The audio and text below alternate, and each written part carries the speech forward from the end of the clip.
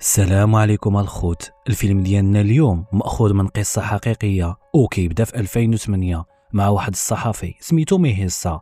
غيكون هو وزول راكبين الكواد وغاديين كيتمشاو في الغابة على شي بلان، ومن بعد نعرفوا شنو هو هذا البلان. كيوصلوا لواحد البلاصه وزول كيقول له ان في هذه البلاصه الناس كيسمعوا شي اصوات غريبه. يجبد واحد الجهاز حساس للصوت وبقى كيشوف واش يطلع ليه شي صوت غريب ولا هذا الشيء غير تلهيل، وغادي يسمع صوت ديال الغوات ديال واحد البنت، وزول تشدو الرعاده ديال الخوف ويعطيها سنكيان ويهرب من تما. وتبان واحد الوحده جايه كتزحف على الارض وكتبكي وكتعيط بربي اللي خلقها. غادي يجبد الكاميرا وبدا كيصورها. غادي يبانوا واحد الوحدين وهازين معاهم العافيه وداو داك البنت معاهم. خونا بقى غير مصدوم داكشي اللي شاف وقرر يتبعهم حتى غادي يوصلوا لواحد البلاصه فيها البرارك صغار من الخشب، وبقى كيصور داكشي وغادي يولي يسمع الصوت ديال ديك البنت. تبع الصوت ديالها حتى دخل لواحد البراكه، شعل البريكه باش يشوف اش شما، ولقى داك البنت مكتفه وكدير شي حركات وشي تصرفات اغراب، وغادي تغوت عليه حتى غادي تطفجو من تما. وغادي يحضروا داك خوتنا اللي جابوها المره الاولى وداروا عليه دوره ديال الخاتم،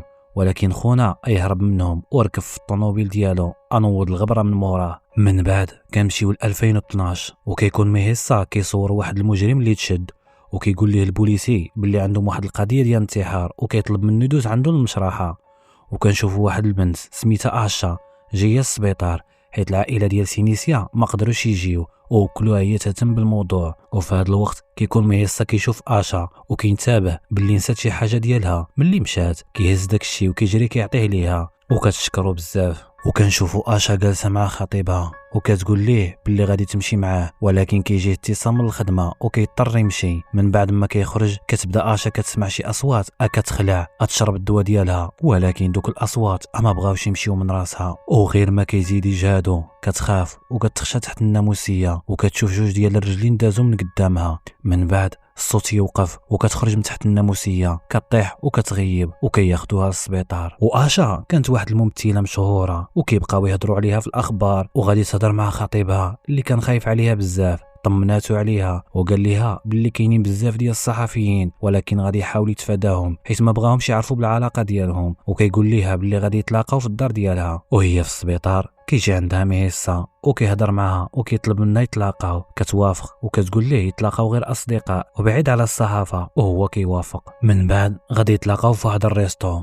وكيقول ليها باللي هو ما جاش بصفتو صحافي وتقدر تهضر معاه في كل شيء اللي بغات. كتقول ليه باللي هي وسينيسيا كانوا صحابات من صغرهم وتصدمت بزاف ملي سمعت بالوفاه ديالها، حيت نفس الحوايج اللي كانوا كيوقعوا سينيسيا كانوا كيوقعوا لها حتى هي. كانت كتشوف الخيالات والاحلام خايبين وكتسمع شي اصوات غريبه. سولها واش كتصلي، كتقول ليه باللي صلات غير مره واحده ولكن هو ما تيقاش. قالت ليه يقدر يجي معاها للدار وغادي يفهم كل شيء. كيمشي معاها للدار وكتوريه بيتها. كيقول ليها باللي غادي يركب ليها كاميرا واذا وقعت شي حاجه غادي تسجل. آشا كتنعس وهو كيبقى جالس في الصالون حداها، وشويه كيسمع الصوت ديال شي حاجه طاحت. كيهبط يشوف وكيلقى واحد اللعيبه طاحت في الارض وكيرجعها لبلاصتها، وكيسمع الباب تحل وكيلقى السرجم محلول. سدو وهو غادي يشوف الفانوس طايح في الارض وكيتكركب، وفي نفس الوقت يحس بنت دازت من موراه. غادي يلقاها آشا وكانت كتضرب راسها في الحيط، يهزها ويرجعها لبيتها. وغادي يسمع الصوت ديال الغوات فوق. مشى كيجري منين دخل البيت لقاها آشا وباقا ناعسه في بلاصتها.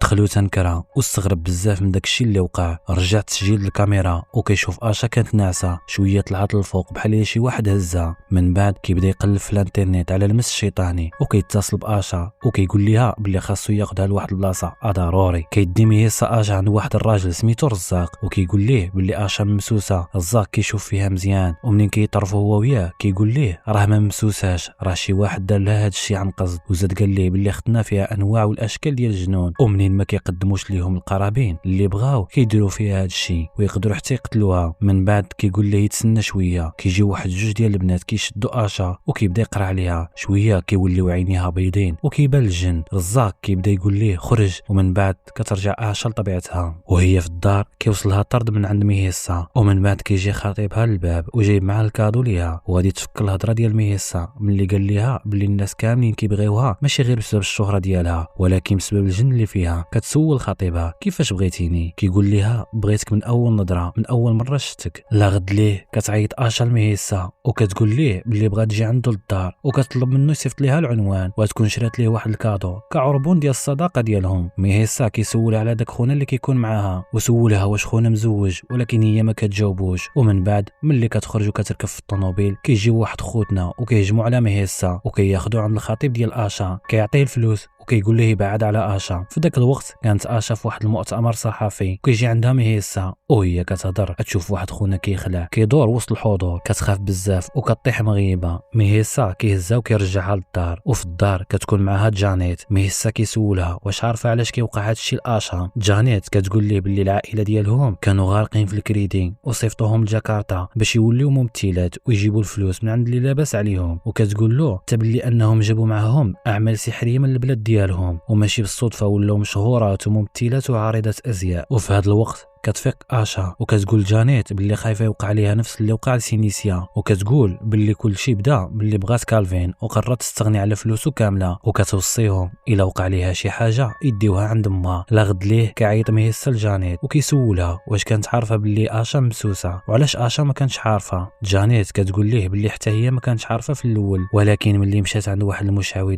باش يدير ليها سحر ديال الجمال هو اللي قال لها باللي ديجا مديور لك هذا السحر. كيشكرها وكيقطع المكالمه. وفي الدار كتكون اشا واقفه قدام المرايه وخايفه، ومهيسا في الدار ديالو كيسمع الصوت ديال الزديح على الباب، كيقرب وكيحط ودنو على الباب، وملي كيحلو كيلقى اشا قدام الباب. كتبدا تضحك وكتدخل لداخل وكتطلع للدروج شويه كترمي راسها من الفوق، ولكن مهيسا كيزرب وكيشدها وكتبدا كترجف وتجبد. كيهزها بالزربه كيديها عند الام ديالها. ملي وصلوا عند الام ديالها كيقول لهم مهيسا باللي اشا ممسوسه، كيدخلوها لداخل باش ترتاح وهو كيبقى برا. كيجيبوا ليه القهوه وهو كيشربها كتكب عليه بالغلط، وفي نفس الوقت كينتبه باللي الناس كاملين كيشوفوا فيه بطريقه غريبه. كيخرج للطوموبيل باش يبدل حوايجو، وملي كيكون راجع كيسمع اشا كتغوت. كيشوف من برا باللي شاعلين عليها الشمع وديرين عليها شي طقوس غريبه، وكيلقى واحد الراجل كيهضر مع امها وهي كتبقى كتلومو وكتقول لي علاش خليتيها تبغيه، راه سينيسيا حتى هي كان هذا هو المصير ديالها بسبب غلط ديالها، والمهم هو الراجل يبغيها وغادي يشوفو. كيتخبى بالزربه وكيجري يرجع للطوموبيل. من بعد كتخرج اشا وكتبقى تعيط عليه وكيمشيو بجوج. لا غد ليه كيمشي ميهيسا عند واحد الراقي وكيشرح ليه بلي عنده واحد الصديقه ديالو ممسوسه وان الام هي السبب، ولكن اشا ما عرفاش الحقيقه. وكيطلب من الفقيه يعاونو. الفقيه كيقول ليه القوه كامله لله وحده، خاصكم ترجعوا الله وتصليوا وتطلبوا من الله العون، حنا غنديروا غير السبب. ومن بعد كيعلموا كيفاش يدير الرقيه وشنو يقرا من القران. وفي هذا الوقت اشا كتشوف الكادو اللي صيفط لها ميهيسا وكتعيط ليه باش يجي عندها. كتقول ليه باللي بغات تعترف ليه بواحد الحاجه، وكتقول ليه انها ضايعه وما بقاتش عارفه شكون اللي باغي ليها الخير وشكون اللي لا. دوزت بزاف ديال الحوايج الخايبه وبغيت نرجع لله ونرجع نعيش حياتي طبيعيه. ميهيسا كيقول لها هذا هو احسن قرار، وكيسولها واش بغات تصلي وهي كتوافق. كتدخل اشا باش توضا، واول ما كتقيس الماء كتحس بحال الا الماء القاطع كيحرقها، واخا هكاك كتكمل الوضوء. كيوقفوا بجوج باش يصليو، ولكن وسط الصلاه كتبدا اشا كتحرك بطريقه كتخلع وعينيها كيوليو بويض وكطيح على السداري. ميهيسا كيبقى يحاول يكرميها ولكن كتزيد تشنج وكتبدا كتلاح، وغادي يخرج ليها لسانها وكان طويل بزاف وكتبان بحال الا كانت غادي تخنق. من بعد كتوقف وكتبدا كتشعبط في الحيط وكتزحف فوق السقف بطريقه كتخلع وغادي تغيب من موراها. ميهيسا كيهزها وكيطلع للطوموبيل وهو صايق كتفيق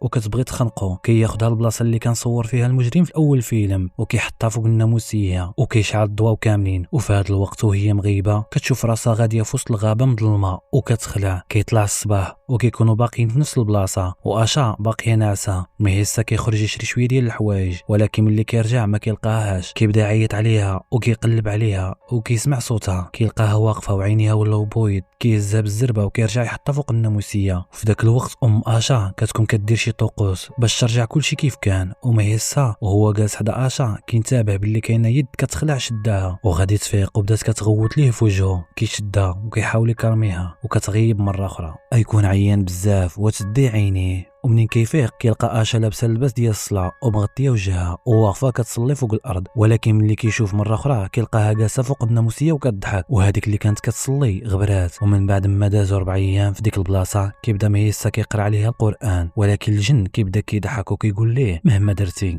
عمرك ما غادي تغلبني. ومن بعد كترجع اشا كتغيب. يدوزو ساعات كتبدا كتبكي وكتلقى راسها في بلاصه كتخلع وكتسمع اصوات غريبه وكتكون خايفه بزاف. شويه يخرجوا ليها الخيالات كيخلعوا، اما في الواقع فكانت كتزدح بالجهد ومن بعد كتهدن. ميسا يكون كيشوف اش طاري ليها وغادي تشدو وغادي تطيحو في الارض، وكتوقف مره اخرى وكتبدا كتجري وكتغبر من قدامه. كيقلب عليها وكيلقاها كتشعبط في الحيط وكتضحك وكتبدا كتمشي بطريقه غريبه، ومن بعد كتغبر من حداه وكيبقى كيسمع غير الضحك ديالها. كطيح في الارض وكتبدا كتزحف. ميسا كيقدر يشدها ومن بعد كتغيب. وفي هذه اللحظه كيجي واحد الرجال وكياخذوا ميسا، واشا باقيه كتضحك. كتجي الام ديالها وكتحط يديها فوق راسها. اما الرجال كيهزو ميسا للطوموبيل، وتما كيشوف نفس الشخص اللي كان شافوه في اول فيلم وسط الغابه. من بعد كيديوه للحبس وكيبقى تما مده، ومنين كيخرج اول حاجه كيديرها كيمشي مباشره للغابه وكيبدا كيجري وسطها. وهو كيقلب كيلقى جوج ديال الناس ناعسين فوق الارض. كيكمل حتى كيوصل لدوك البرارك وكيلقى اشا كيهزها بالزربه وكياخدها عند الراقي كيبدا يقرا عليها الرقيه الشرعيه،